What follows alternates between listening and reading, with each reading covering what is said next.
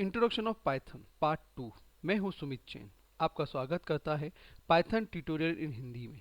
Python एक versatile programming language है जिसमें हाल के वर्षों में काफ़ी पॉपुलरिटी पाई है। पाइथन के लिए प्रोग्रामिंग साइकिल को समझना बिगिनर और एक्सपीरियंस डेवलपर दोनों के लिए महत्वपूर्ण है। इस प्रेजेंटेशन में हम पाइथन प्रोग्रामिंग साइकिल के प्रमुख पहलुओं को पता लगाएंगे, जिसमें इंटरप्रिटेशंस नेचर है, इंटरप्रिटेशन प्रोसेस रहेगी और साथ ही difference between Python and other programming language जैसे कि लाइक जावा के को हम शामिल करेंगे। Python programming cycle. पाइथन में किसी भी प्रोग्राम को बनाने के लिए एक साइकिल का पालन किया जाता है। इस साइकिल में कई चरण होते हैं जिनमें हम क्रम से इसको देखते हैं। सबसे पहले है प्रॉब्लम डेफिनेशन। प्रॉब्लम डेफिनेशन सबसे पहले कदम यह समझना होता है कि असल में हमें किस समस्या का समाधान करना है। इसमें हमें यह जानना होता है कि प्रोग्राम क्या करेगा और उसकी क्या रिक्वायरमेंट्स हैं और उसका क्या स्कोप होगा प्रोजेक्ट का। उदाहरण के लिए आप यह तय कर सकते हैं कि एक कैलकुलेटर बनाना है जो एडिशनल, सब्ट्रैक्शन, मल्टीप्लिकेशन और डिवीजन का कार्य कर। प्लानिंग। समस्या को परिभाषित करने के बाद अगला कदम यह योजना बनाना होता है कि या यूं प्लानिंग बनानी होती है कि हम इसे कैसे हल करेंगे। इसमें यह शामिल है कि किसी तरीके का अप्रोच का इस्तेमाल किया जाएगा और किन टूल और रिसोर्सेस की ज़रूरत और प्रोजेक्ट को पूरा करने में कितना समय और एफर्ट लगेगा। उदाहरण के लिए आप तय कर सकते हैं कि कैलकुलेटर को यूज़र इंटरफेस की ज़रूरत नहीं है और यह सिर्फ कमांड लाइन पर चलेगा। नेक्स्ट है डिज़ाइन। इस फेज़ में प्रोग्रामर का हाई लेवल डिज़ाइन बनाया जाता है। इसमें एल्गोरिथम भी शामिल होता है जिसका उपयोग समस्या को या प्रॉब्लम को हल करने के लिए किया जाएगा। साथ ही इस फेज़ में यह भी निर्धारित किया जाता है कि प्रोग्राम के लिए कौन सा डेटा स्ट्रक्चर और कंट्रोल स्ट्रक्चर की आवश्यकता होगी। उदाहरण के लिए हम यह तय कर सकते हैं कि कैलकुलेटर के लिए दो संख्याओं को स्टोर करने के लिए वेरिएबल का इस्तेमाल किया जाएगा और मैथमेटिकल परफॉर्म को करने के लिए अलग अलग फंक्शंस बनाए जाएंगे। कोडिंग। डिज़ाइन को अंतिम रूप देने के बाद प्रोग्राम को वास्तविक कोडिंग शुरू होती है। इस चरण में एल्गोरिथम को पाइथन कोड में एग्जीक्यूट किया जाता है और डिज़ाइन में निर्धारित डेटा स्ट्रक्चर और कंट्रोल स्ट्रक्चर को लागू किया जाता है। उदाहरण के लिए आप कैलकुलेटर के लिए इनपुट लेने, मैथमेटिकल ऑपरेशंस करने, आउटपुट दिखाने के लिए पाइथन स्टेटमेंट लिखेंगे। टेस्टिंग। कोड लिखने के बाद यह जांचने के लिए टेस्ट किया जाता है कि क्या यह सही ढंग से कार्य करता है और निर्धारित आवश्यकताओं को पूरा करता है। टेस्ट में यह शामिल है यह सुनिश्चित करना कि कोड में कोई बग्स और एरर ना हो। चेकिंग करना कि प्रोग्राम में अपेक्षित परिणाम देता है या नहीं। विभिन्न इनपुट डेटा के साथ प्रोग्राम का परीक्षण करना। डिबगिंग। यदि परीक्षण के दौरान त्रुटियां या बग की पहचान हो जाती है तो कोड को डिबग करने की आवश्यकता होती है और डिबगिंग के निम्न जो फेजेस है वो इस प्रकार है। Identify the source of the problems. Code में आवश्यक जो चेंजेस करना, ये सुनिश्चित करना के लिए कि पुनः परीक्षण करने की समस्या हल हो गई हो। मेंटेनेंस। प्रोग्राम पूरा हो जाने और उपयोग में आने के बाद भी समय समय पर इसकी आवश्यकता अनुसार मॉडिफाई या फिर अपडेट करने की आवश्यकता हो सकती है या मेंटेनेंस इंक्लूडेड करता है। आवश्यकताओं में बदलाव के अनुसार कोड में परिवर्तन करना, समय के साथ उत्पन्न होने वाले किसी भी समस्या को ठीक करना, कोड का परीक्षण यह सुनिश्चित करने के लिए करना कि यह अपडेट के बाद भी सही ढंग से कार्य करता है। यह साइकिल को दोहराया जाता है जिससे यह सुनिश्चित होता है कि आपका प्रोग्राम कुशलतापूर्वक कार्य करता है और आपकी आवश्यकताओं को पूरा करता है। तो ये थे प्रोग्राम साइकिल्स जिसके अंदर हमने कई डिफरेंट फेजेस देखी, प्रॉब्लम डेफिनेशन देखी, प्लानिंग देखी, डिज़ाइन देखी, टेस्टिंग, मेंटेनेंस के बारे में यहाँ पे हमने जाना। Compiler and interpreter. कंपाइलर एक ट्रांसलेटर प्रोग्राम है जो आपके द्वारा लिखे गए कोड को ऐसी भाषा में बदल देता है जिसे कंप्यूटर सीधे समझ सकता है। यह हाई लेवल लैंग्वेज है जैसे कि C++ और जावा, जो कि निचले मतलब लोअर लैंग्वेज मशीन लैंग्वेज में कन्वर्ट करता है। कंपाइलर पूरा प्रोग्राम एक बार में कंपाइल कर देता है। इसका मतलब है कि किसी भी एरर को खोजने के लिए पूरे प्रोग्राम को कंपाइल करना होगा। कंपाइल प्रोग्राम आमतौर पर तेज होते हैं क्योंकि उन्हें ट्रांसलेट की आवश्यकता नहीं होती है, हालांकि उन्हें कंपाइल करने में अधिक समय लग सकता है, खासकर बड़े प्रोग्राम के। नेक्स्ट है इंटरप्रेटर। इंटरप्रेटर आपके प्रोग्राम को लाइन बाय लाइन एग्जीक्यूट करता है। इसका मतलब है यह आपके कोड की जांच करता है और उसे हर बार एक लाइन में चलाता है। यह हाई लेवल लैंग्वेज को सीधे मशीन कोड में ट्रांसलेट नहीं करता है।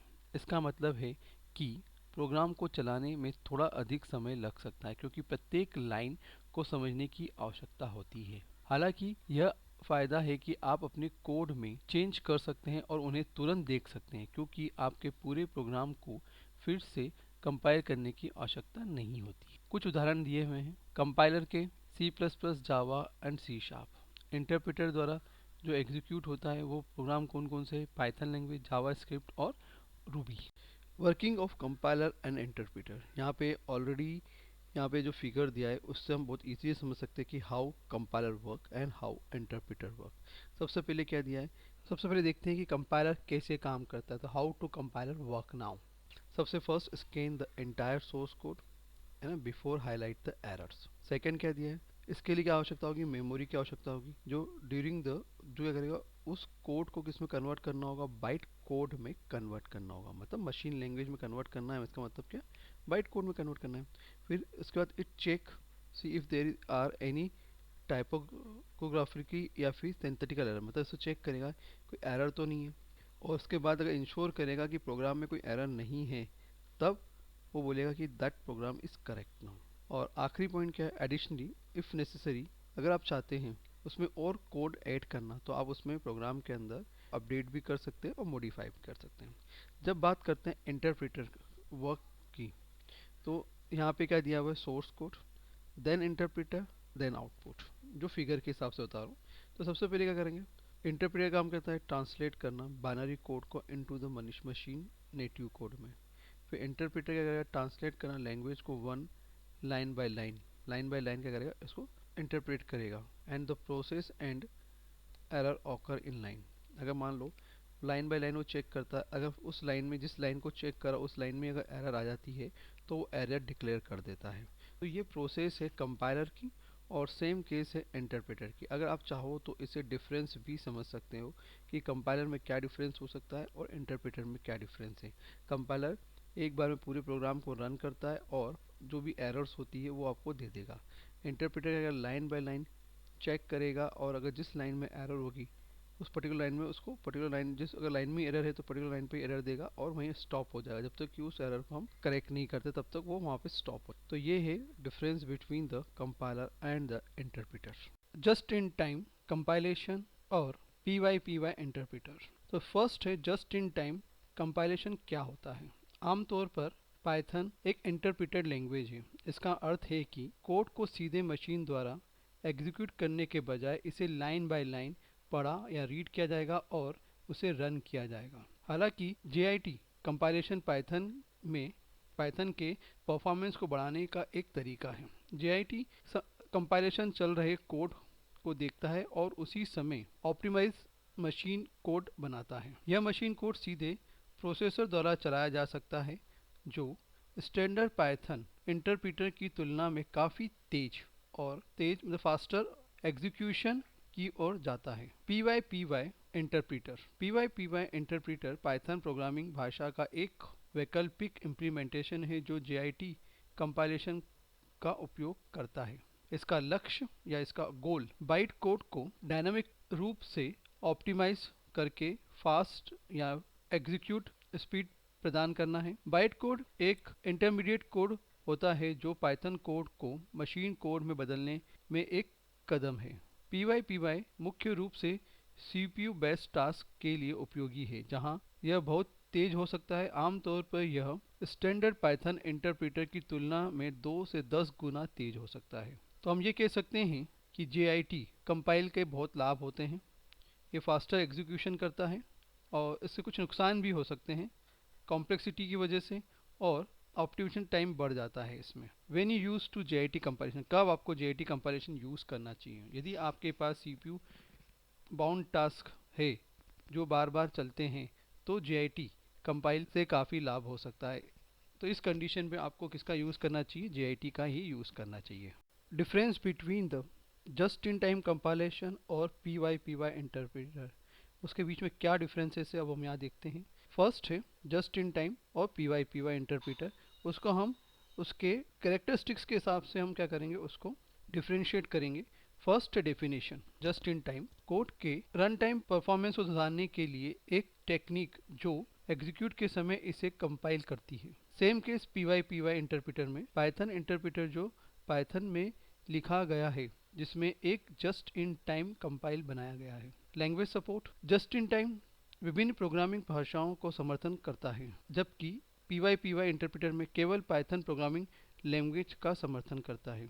जब बात करते हैं मेमोरी यूजेस की, तो हाई मेमोरी यूज़ होते हैं जबकि इसमें लो मेमोरी का यूज़ होगा। स्टार्टअप टाइम की बात करें तो JIT में धीमा या स्लो स्टार्टअप सम टाइम होता है, जबकि इसमें होता है फास्ट स्टार्टअप टाइम होगा PY इंटरप्रेटर में। एग्जीक्यूशन स्पीड की बात करते हैं तो जस्ट इन टाइम कंपाइल किए गए कोड से अधिक फास्ट एग्जीक्यूशन स्पीड होती है इसकी, जबकि PY इंटरप्रेटर की बात करेंगे तो JIT कंपाइलर किए गए कोड से स्लो एग्जीक्यूशन स्पीड होगी। कंपेटिबिलिटी की बात करें तो JIT में कुछ प्लेटफॉर्म या फिर ऑपरेटिंग सिस्टम के साथ संगत नहीं हो सकता है, मतलब सपोर्ट नहीं कर पाता ये। जब PY की बात करते हैं तो अधिकांश प्लेटफॉर्म और या फिर ऑपरेटिंग सिस्टम के साथ इसका सपोर्टिंग होगा ये। डिबगिंग की बात करेंगे तो डिबगिंग मुश्किल हो सकती है क्योंकि रन टाइम के दौरान कोड को ऑप्टिमाइज किया जाता है, जबकि हम PY की बात करेंगे तो डबिंग आसान है क्योंकि रन टाइम के दोगुना कोड को ऑप्टिमाइज नहीं किया जा सकता है। तो ये डिफरेंस थे JIT के बीच में और PY इंटरप्रेटर के बीच में। Difference between the Java and Python, Java और पाइथन का डिफरेंस उसके कैरेक्टरिस्टिक्स के बेसिस पे हम करेंगे। सबसे पहले बात करते हैं टाइप की, तो जावा एक कंपाइल टाइप होगा जबकि पाइथन एक इंटरप्रेटेड टाइप होगा। जब बात करते हैं सिंटैक्स की, तो जावा में सिंटैक्स होगा वर्बोसिटी एंड स्टिकनेस का सिंटैक्स होगा, जबकि पाइथन में फ्लेक्सिबल सिंटैक्स होगा या फिर कॉन्साइज होगा।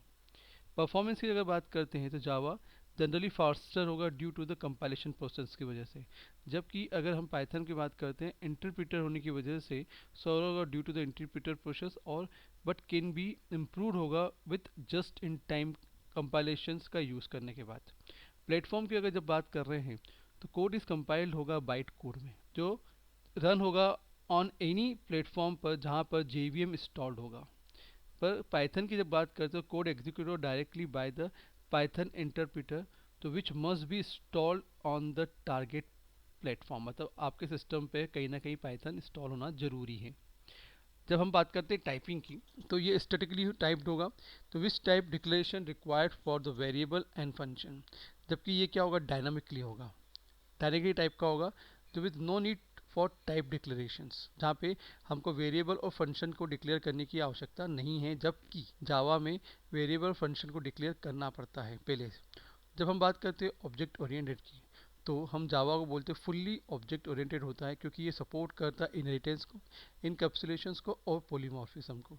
जब बात करते हैं हम पाइथन की, तो पाइथन सपोर्ट करता है ऑब्जेक्ट ओरिएंट को, बट मोर फ्लेक्सिबल होने के साथ साथ सपोर्ट फॉर डक टाइपिंग और अदर पैराडिगम्स को भी वो सपोर्ट करेगा। लाइब्रेरीज की बात करते हैं तो जावा के इसमें लार्ज और रोबूस्ट स्टैंडर्ड लाइब्रेरी है और थर्ड पार्टी लाइब्रेरीज अवेलेबल है इसके पास, जबकि पाइथन में क्या हो रहा है, लार्ज और कॉम्प्रेंसिव स्टैंडर्ड लाइब्रेरी है और थर्ड पार्टी लाइब्रेरी अवेलेबल है। पॉपुलर एप्लीकेशन है तो enterprise application, web development, Android app development, ये सब है उसके पास। जबकि पाइथन का क्या है, डेटा साइंस में यूज़ कर सकते हैं, मशीन लर्निंग में यूज़ कर सकते हैं, साइंटिफिक कंप्यूटिंग में कर सकते हैं, वेब डेवलपमेंट के लिए हम यूज़ कर सकते हैं। Popularity, widely use and well established with a large and active community के साथ, जबकि पाइथन की बात करें तो वाइडली यूज होगा and with growing and enthusiastic community, मतलब दिन पे दिन इसका क्या हो रहा है, ग्रोथ बढ़ती ही जा रही है और इसके स्पेशली एनालिसिस के लिए इसकी ग्रोथ बढ़ती जा रही है। तो ये डिफरेंसेस है जावा और पाइथन के बीच में। Advantage and disadvantage of the Python, क्या एडवांटेज होंगे क्या डिसएडवांटेज होंगे पाइथन के, चलिए जानते हैं। सबसे पहले एडवांटेज, ये इजी टू लर्न है और आसानी से इसको यूज़ किया जा सकता है। सेकेंड एडवांटेज क्या होगा, इसके पास लार्ज स्टैंडर्ड लाइब्रेरी है और साथ में प्री बिल्ट मॉड्यूल्स भी अवेलेबल है, कई प्री बिल्ट मॉड्यूल अवेलेबल हैं। क्रॉस प्लेटफॉर्म कंपेटिबिलिटी है, सपोर्ट फॉर मल्टी प्रोग्रामिंग का समर्थन करता है, ओपन सोर्स होगा विद स्ट्रॉन्ग कम्युनिटी के साथ, शीघ्र प्रोटोटाइपिंग और टेस्टिंग के लिए अच्छा है ये, और dynamically typed with automatic memory management, मतलब यूँ कह सकते हैं कि ऑटोमेटिक मेमोरी मैनेजमेंट के लिए के साथ डायनामिक होगा ये। क्या नुकसान है, चलिए इसका एक नुकसान भी हम समझ लेते हैं वन बाय वन।